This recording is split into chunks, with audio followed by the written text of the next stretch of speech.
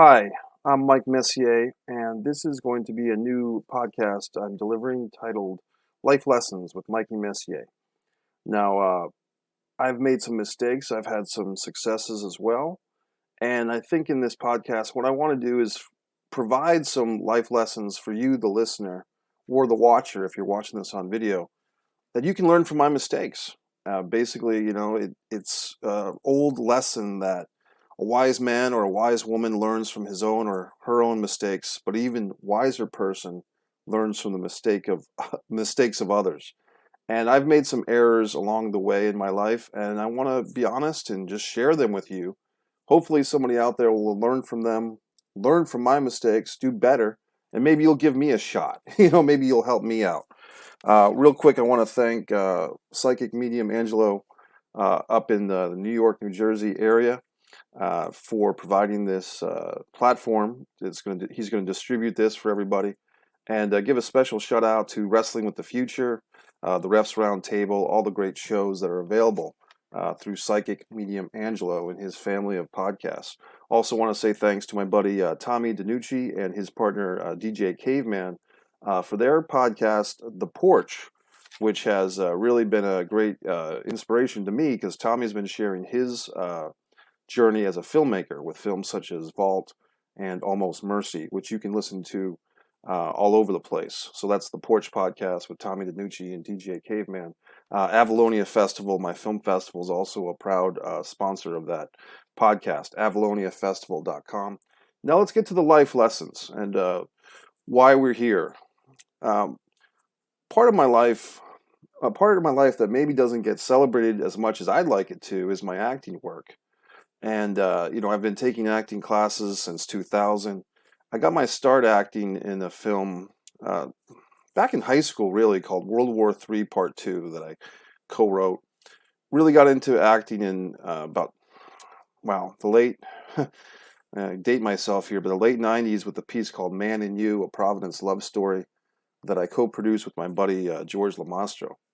So I was about 4 or 5 years into this acting world when I got an opportunity to have a part in a movie that was filmed in Rhode Island with the director was Mario Van Peebles, who his biggest movie probably is New Jack City.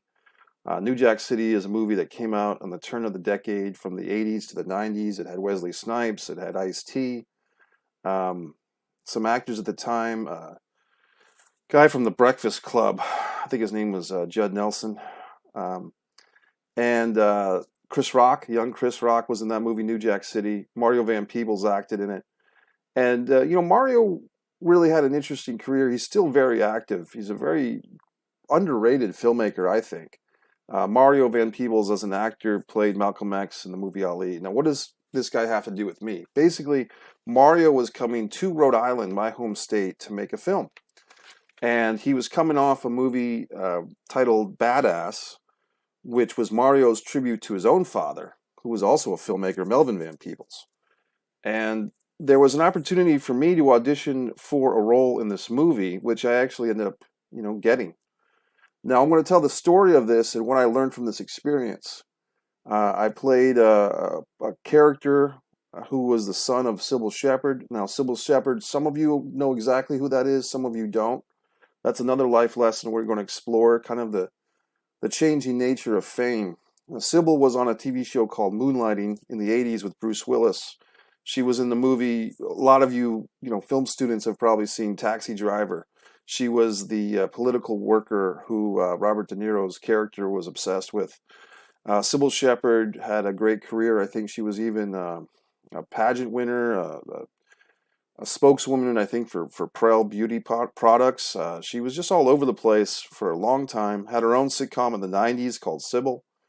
And I got to play her son, so in this movie. The movie was starting around, I want to say it was October of 2005 when this project came into Rhode Island. I believe the budget that I heard was like a $12.5 million budget. From what I heard, I could be wrong. Wesley Snipes from Blade and White Man Can't Jump, he was getting about 3.5 million of that. And there was high hopes for this movie. Like I said, Mario was coming off a big movie called Badass. People were thinking that this new movie, Hard Luck, it was called, was going to be in theaters on Memorial Day of 2006. So a lot of excitement about this thing. At the time, the state of Rhode Island had a tax credit. Tax credits means that movies can be made in a state beneficial for everybody, basically. So everyone was very excited. I went in, I got a call, and this is where the life lessons began. I was working in training. I was training to work for MetLife Insurance. Now, if you know me, you could probably guess that I'm not really, or maybe you can't. I'm just not into insurance. It's got nothing to do with me. I mean, I'm just not an insurance type of salesman. But I was training for this job. I had been working a part-time job at literally a mom and pop insurance company for a couple of years. Very, nice little job I had, and I had a lot of pressure, maybe internally and from family members to get a real job. And so I was training for MetLife Insurance, and I just wasn't, I wasn't doing great with it. I try to have a good attitude, but the systems that we were using with computers, they were going through a change of computer systems. And it was very difficult to keep up with this training because we were kind of learning two computer systems at once, and everyone was getting very confused and frustrated in my training class. People were dropping out. I had a little bit of a sidebar story where I actually had a press pass to go see a UFC fight, the Ultimate Fighting Championship in Mohegan Sun, and I couldn't use the press pass to see the fight because I was in training on a Friday night. So I was kind of resentful of that. When I got the phone call one day on my answering, voicemail from LDI Let's Do It Casting out of Rhode Island, Annie Mulhall, who know me for a couple of years, she called me to say, "Hey, Mike Messier, I've got a role for you to audition for." She was very excited, very frenetic. Um, I drove, just 20 or 30 minutes for this audition. Now, I can even go into a life lesson here. The reason why I was even on this casting director's radar, her mental radar, was because about 3 years earlier, I had given her a VHS tape of some of my highlights of life. Some of my highlights of pro wrestling and stand-up comedy and doing guerrilla theater. I had given her this hour and a half long video. It was actually 100 minutes to be exact. And I think I could just imagine her at 2 o'clock in the morning one night popping this VCR tape in the machine and watching this thing and getting the impression that I'd be up for anything. So when she called me in for this audition, she explained that I would be reading some lines for Wesley Snipes' movie and that the character was mentally challenged. And here's another life lesson. During this time, 2005, the term retarded was pretty much used for this character. It was used in society. What I discovered in the year or two of doing this movie, when the movie came out, the term retarded became very politically incorrect. Suddenly, it was not favorable to describe my work as the character as retarded, or that just became very passé, very offensive. And it's interesting how terms that some of us have grown up with, calling people of a certain skin tone black, now you call African American. Some might be offended by the term African American because some of the people aren't from Africa. So I say that just because it's interesting that things can change and the sensitivities can change, usually for the better, for the most part. But the term retarded really became passé, and I got kind of snake bit with that later on. Anyway, going through this audition process, when I first came in for the audition, I noticed that a guy named Vinny Pazienza, who's a famous boxer from Rhode Island, he was also there auditioning for a part either in this movie or another movie. At the time, the film The Departed was actually beginning its casting as well. Of course, that movie became a much bigger success than Hard Luck. I auditioned 2 or 3 times. Each audition I had, the stakes got raised a little bit. It went from just reading a couple of grunts and groans, "Mama, Mama." My character was just basically saying, "Mama, Mama, I want to go trick-or-treating." You can see this on my acting reel, the finished work. Or you can see the whole movie, Hard Luck. But basically, every time I went through this process, there'd be more things to do. I brought some improv to the table. I brought some wrestling action figures to one of the auditions. to play with the action figures. This couldn't this couldn't happen in this day and age. Who knows? But for one of my 4 auditions, I was actually asked to take my shirt off because they wanted to see the bulk or the size of me as an actor because they really wanted like a giant. They wanted a huge person for this part. Um, Eventually, the movie started filming, and I hadn't been cast yet. The movie started filming, and I got neither the yay or the nay that I'd be playing Eugene in this movie. A little side note, at one point it was said that Sharon Stone would be in this movie and that the character of Eugene would actually be Sharon Stone's younger brother. That became Sybil Shepherd's character's son. So there were some changes made.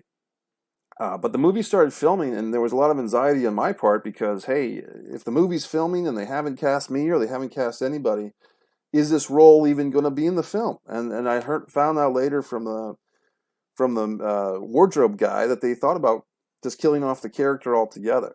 Well, luckily for me, they didn't. I was at my apartment one night. I had a friend over, and I got this phone call that it was Annie Mulhall. It was a Friday night. She called me, and she was very, "Oh, Messier, I got the word." I said, "Oh, yeah, what happened?" She said, "Well, they want to use you." And she was very excited. She kind of lured me in, making me think that I wasn't getting the part. Then I did get the part. This video, if you're watching the video, is not terribly flattering. This might be better served as an audio podcast.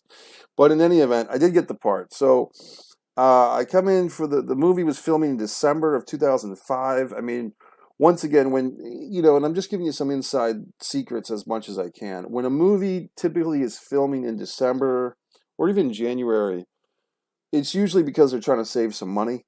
Most productions, if they can, avoid the Christmas season, they avoid the holiday season.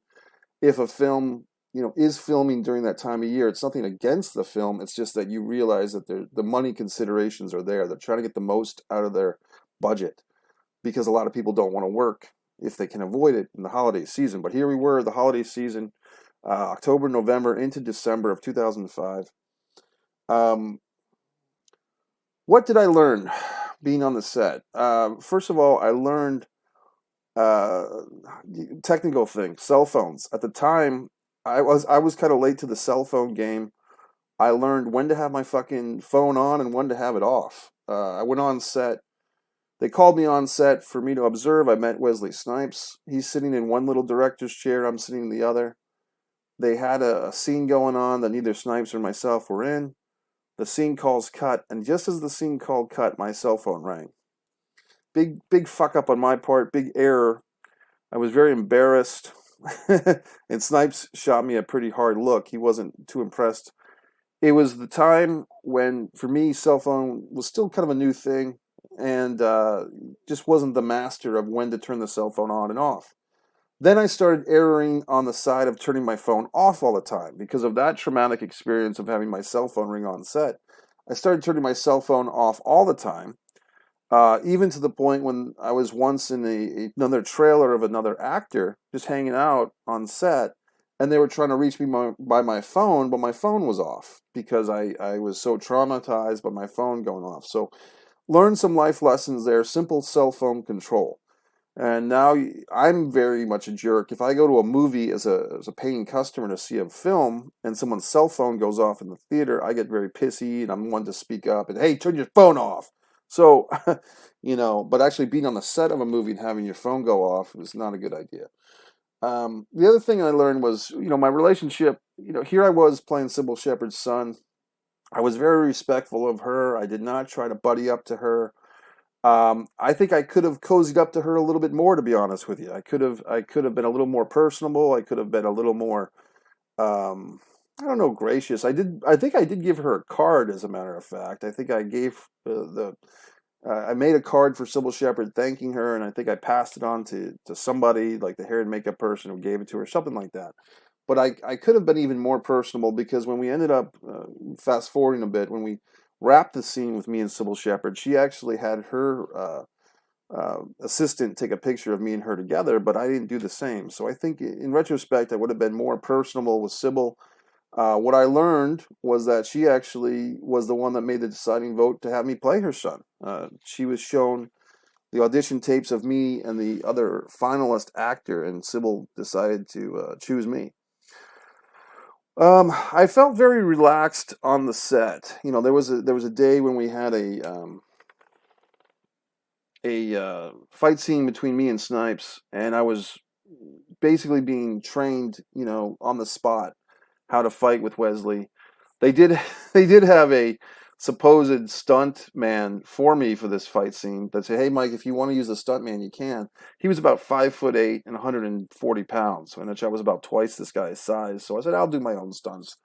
Um, but I did feel very good and very confident when we actually got to the fight scene, which was really my first day of action on this thing. Wesley Snipes really kind of balked at the fight scene. Like he did not understand it. He did not understand why his character would be fighting my character. And Mario Van Peebles, to his credit, called halt in the action, and they rewrote the script on the spot. Now this is where things got very interesting. What I learned here was that Mario, in my opinion, was doing a great job as a director. He had an actor who had a problem with the script, and rather than getting to a pissing contest with Wesley Snipes, Mario rewrote the script and basically had his character take over a lot of the fight scene, his meaning Mario's. So my going into this thing, I thought I would have this hand-to-hand combat with Wesley Snipes. I ended up more with hand-to-hand combat with Mario Van Peebles, with Wesley Snipes coming in towards the end with a saw handle to knock my character out. Was it, I don't know if it was disappointing that I didn't get to, you know, really go toe-to-toe with Wesley, but it might have been at the time, but I was really just thankful to still be in the movie. I want to fast forward to the real thing, because you've been hanging with me for a while on this conversation. What was the thing that I learned the most about this process? One, I felt very good about being in this movie. I felt very much like I belonged. I didn't feel that I was better than anybody. I didn't feel that I was worse than anybody. I mean, talk about the other actors. I felt like I could hang with anybody. So I felt like this was a feeling, being on this major motion picture, you know, still $12 million movie. I felt good about it. I felt good about myself being there. I didn't feel that uh, I felt like, fine, I can do this. The real thing, though, the life lesson from this journey was, as much work as I put into being in this movie, is luck, you know, fortune, Annie Mulhall looking out for me at LEI Casting, Sybil Shepherd picking me, Mario Van Peebles agreeing to it. The duration of time between the movie being finished filming, which was December of 2005, right around December 22nd, I think was our last day of filming, 2005. And when the movie finally came out, now we were told at the time that this was going to be a big Memorial Day weekend, you know, movie. This was going to be Mario Van Peebles, you know, his Pulp Fiction, and this was going to be the Wesley Snipes's Pulp Fiction, like Travolta, with a career resurgence. That didn't exactly happen. Memorial Day 2006 came and went. Movie wasn't released. There was no information about the movie. And for many months, the whole year of 2006, I was just kind of on hold waiting for this film, Hard Luck, to come out. You know, hey, I'm in this movie. When's it coming out? Eventually, the word was the movie would be released. And I found out the day after, literally the day after, the movie had a one-night premiere at the Harlem Film Festival, 2006, in Harlem, New York. And the next day was released straight to video, straight to Blockbuster, Hollywood Video.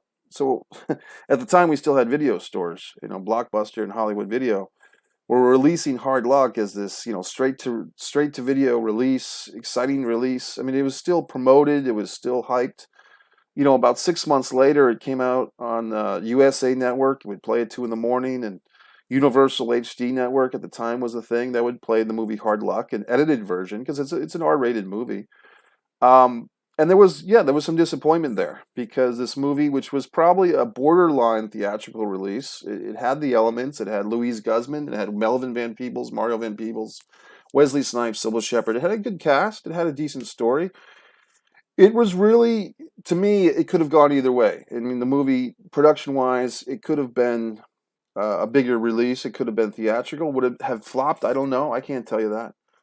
But what I didn't realize is I was waiting. I was waiting to find out what would happen. I was waiting for this movie to be released. What I should have been doing between December of 2005 immediately is I should have gotten an agent. I should have gotten a manager. Should have gotten an entertainment lawyer in my corner. I should have promoted myself more voraciously with websites.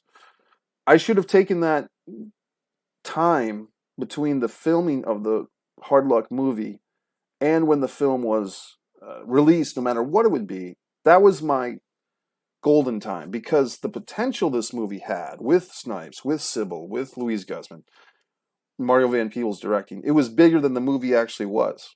So I try to explain this. Nobody knew that the movie would be straight to video release, given those elements, given those stars, given that Sony Pictures was behind this thing. Nobody knew that it wasn't going to be a bigger movie than it turned out to be. So in that element of time, when I was this, relatively young guy, relatively unknown, I could have made the most of my own career during that time, during that gap. Once the movie was fated to be a straight to video release, straight to home video, straight to USA Network, not that there's anything wrong with that, but that's when the disappointment comes in that this is not a theatrical release, this is not a theatrical movie. So then it's not as big a deal. So the point is, the life lesson here is these windows of time that we experience, we're experiencing that now as a world. We have this downtime, and people are scrambling to get entertainment in their system. I want to watch my Netflix movies. I want to do this. I want to talk on the phone. These are the times, these dead times, that you make the most of things. These are the times that you can write your King Lear. These are the times that you can do things that are powerful. And once again, giving a shout out to my buddy Tommy DiNucci and his podcast, The Porch, because he came up with that King Lear thing. This is the times when, Shakespeare would write King Lear is in a worldwide pause, so to speak. So I had my pause. I had my 7 or 8 or 10 months that once the filming of Hard Luck was done and before it was released, I should have done more. Some other, I had a bunch of notes here. I kind of ignored them. There is an article online if you dig it up. Mike Messier, Hard Luck. I think it was published on NewEnglandFilm.com, a great website by Michelle Meek. Some of the other things I learned were just to enjoy. I did enjoy the experience, but I did err on the side of being a little bit of frigid. I would have warmed up to Sybil Shepherd a bit more. I did reach out to some of these people, Sybil Shepherd and Mario Van Peebles. I've reached out to both of them in the years past. Haven't had much luck getting in contact with them, unfortunately. I always look fondly at this experience. This experience in Hard Luck, it elevated my career. Not too many people in New England got opportunities to play principal parts. This was a principal part, Taft-Hartley. If you're talking about union stuff, this is the real deal. So I'll always be thankful for Hard Luck in my career. I think of someone like Ricky Lake, who had one line in the film, Working Girl. I think of Jeff Goldblum and Annie Hall, one line. And that's kind of how I will hopefully look back at my Hard Luck experience. So this has been Mike Messier. It's been about 24 minutes. I'm going to wrap this up. Life lessons, as far as life lessons with Mike Messier, go to MikeMessier.com. You can see more about me.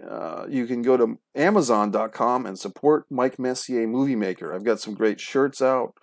I've got some new shirts, Mike Messier Movie Maker shirt, Avalonia Festival shirt, some slogans.